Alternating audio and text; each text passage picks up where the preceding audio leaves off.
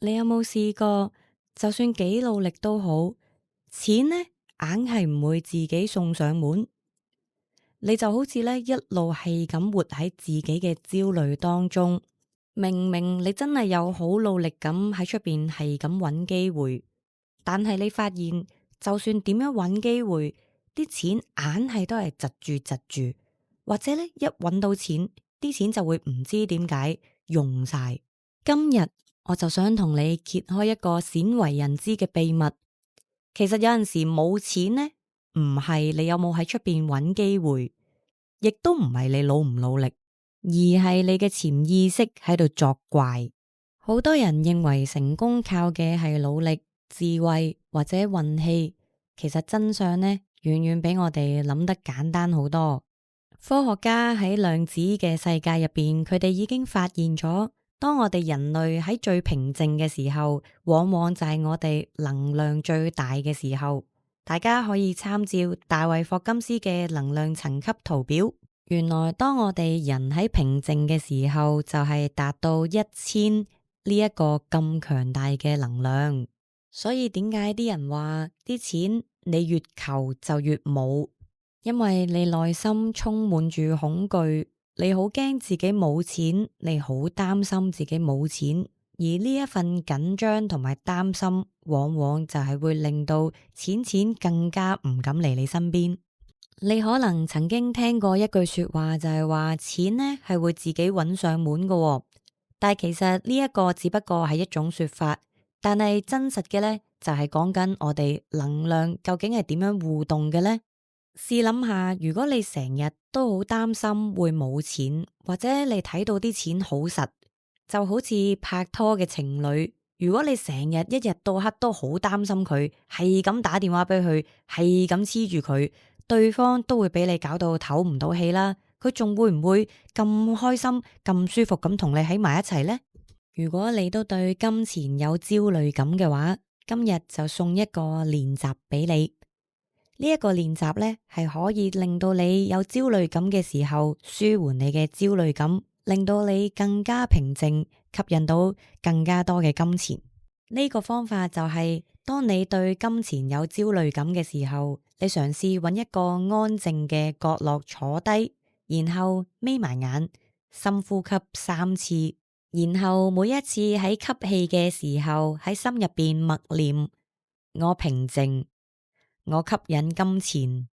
如果可以嘅話，你每一次講我平靜、我吸引金錢嘅時候，你可以同步喺你個內心入邊去諗下，有好多好多嘅紙幣係咁跌落你嘅身上面，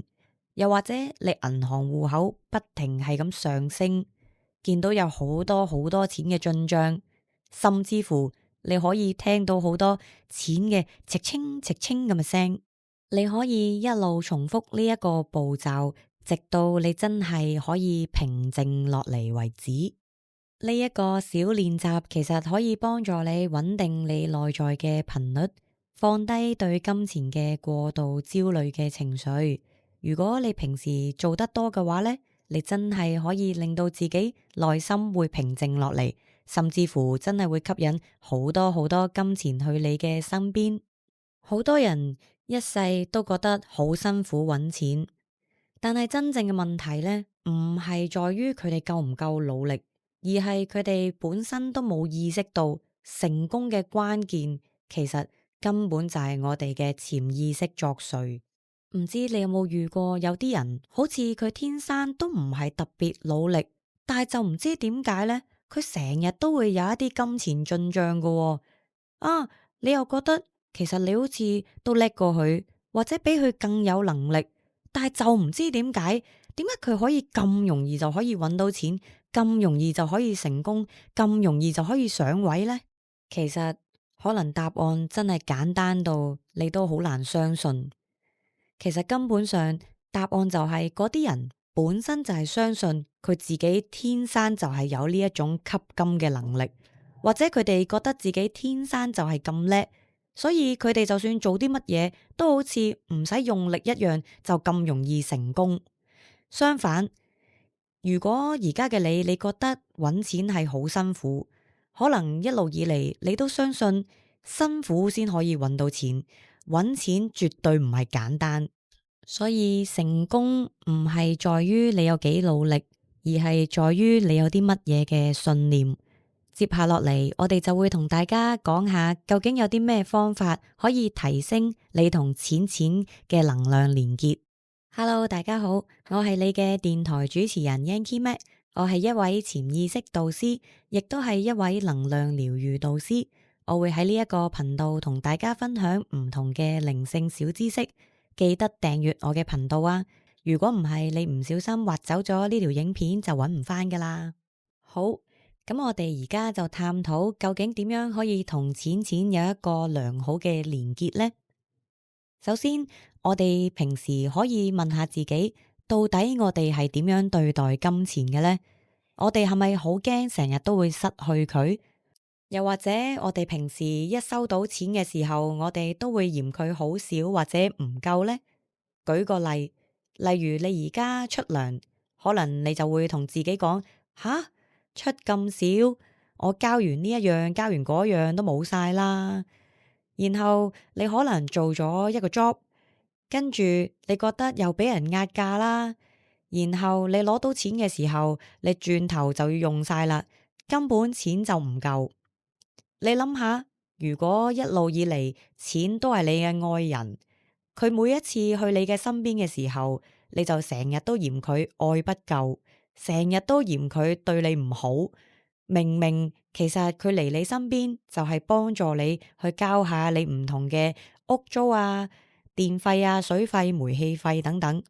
但係你一啲感恩之心都冇，你反而仲成日嫌佢愛不夠咁少啦。又或者你有陣時成日都好擔心焦慮會冇咗啲錢，就好似你有情人嘅時候，你就好擔心佢會唔會成日跟咗其他人走咗呢？然後你一日到黑都有種好緊張嘅心態要綁實佢。如果你活喺呢一啲愛情入邊，你又會唔會開心呢？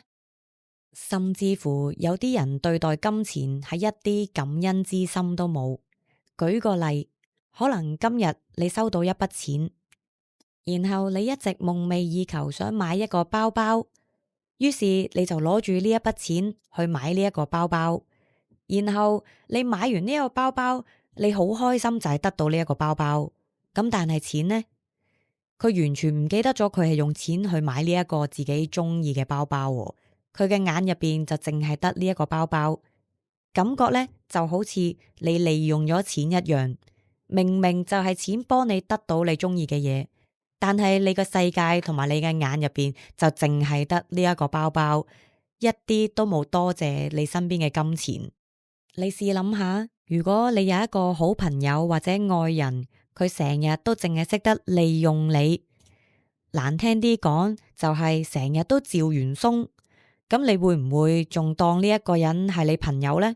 又或者你會唔會對呢一個愛人死心呢？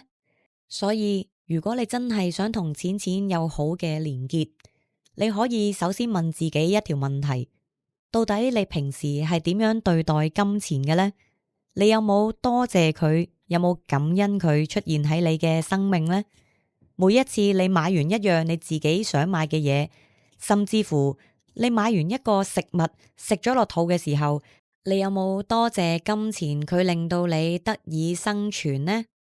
所以喺能量法則入邊，佢哋係公平嘅，你點對佢，佢就會點對你。所以由今日開始，你可以試下真係當錢係你最好嘅好朋友。每一次當你用完錢嘅時候，你試下多謝佢，多謝佢令到你可以食得飽、着得暖。或者可以買你自己中意買嘅嘢，有心唔怕遲。雖然呢，以前你同錢嘅關係唔係咁好，但係能量係相對嘅。只要你由今日開始對翻錢好，你自然就會發現錢呢都會對翻你好噶啦。第二樣，如果你想變成一個吸金嘅人嘅話，咁呢個時候你就要問下自己。到底你當自己係一個乜嘢嘅人呢？你係咪當自己係一個揾錢好辛苦嘅人，定還是你會當自己係一個揾錢係非常之容易嘅人呢？喺心理學入邊，呢一個叫做身份認同，即係話你相信自己係一個乜嘢人，你就會成為嗰個人。簡單啲舉個例啊，你試下回想一下，你而家有冇一啲零舍優勢嘅一啲好處？例如可能呢，你煮嘢食好叻嘅，又或者你係一個瑜伽高手。總之，你有一項技能係特別比其他人勁，而且你用嗰項技能嘅時候，你都會對自己充滿信心。假設你係一個煮嘢食嘅高手，相信如果我俾啲好簡單嘅食材你，其實你都會覺得自己應該可以駕輕就熟，可以煮到一味好好味嘅嘢食。相反，如果一個人佢唔係成日煮嘢食嘅話，佢可能亦都會覺得自己入廚房連煎隻蛋都唔識嘅。咁如果而家呢一刻我俾一啲好簡單嘅餸菜你，相信嗰個覺得自己煮嘢食唔叻嘅人，佢都唔會煮到一個好好味嘅嘢食啦。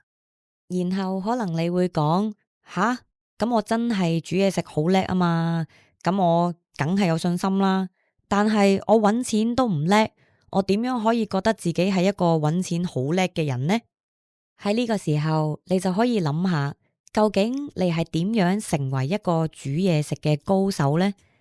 你其實都係透過自己平時不停係咁煮嘢食，又或者由細到大都有跟屋企人去煮嘢食嘅習慣，導致到因為習慣嘅堆積，成為今日你好有信心自己係一個煮嘢食好叻嘅人。所以今日如果你想自己變成一個揾錢高手，咁你就要慢慢去製造一啲習慣，令到自己潛意識都相信你係一個揾錢高手或者吸金高手。可以點做呢？其實有好幾個方法嘅。第一個方法就係每次當你收到錢嘅時候，你都同自己講：哇，你睇我幾叻，又吸到啲錢翻嚟啦，真係勁啊！第二樣就係你可以嘗試整一啲獎勵機制俾自己，例如如果我今日有同一個陌生人講嘢，又或者如果我今日有早起身5分鐘嘅話，我就會儲5蚊落去我銀行。然後當你入5蚊入銀行嘅時候，你就同自己講：你睇下搵錢幾輕鬆，我又有錢進賬啦。第三樣就係你可能會有還卡數嘅時候，可能你會講：唉，其實我每個月都未必還得晒我嘅卡數噶。但係呢一個時候，你千祈唔好咁樣諗，因為如果你越係諗自己還唔晒你啲卡數嘅話，你就會覺得自己係一個好冇錢、好冇能力還卡數嘅人。呢個時候，你就要試下每一個禮拜還100蚊，或者還500蚊。然後每一次你還錢嘅時候，你都同自己講：你睇下還卡數幾輕鬆，哇，真係超容易啊！呢啲看似好細小嘅習慣，其實佢哋都會慢慢咁樣累積一啲信念入去你嘅潛意識。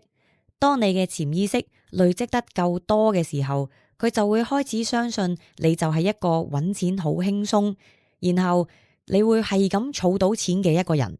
咁於是乎，你漸漸地亦都會開始身份認同你自己，你都會開始覺得揾錢係輕鬆，而且儲錢亦都係好容易。你都可以試下呢一個方法。如果呢一個方法真係幫到你嘅話，你可以留言話俾我知。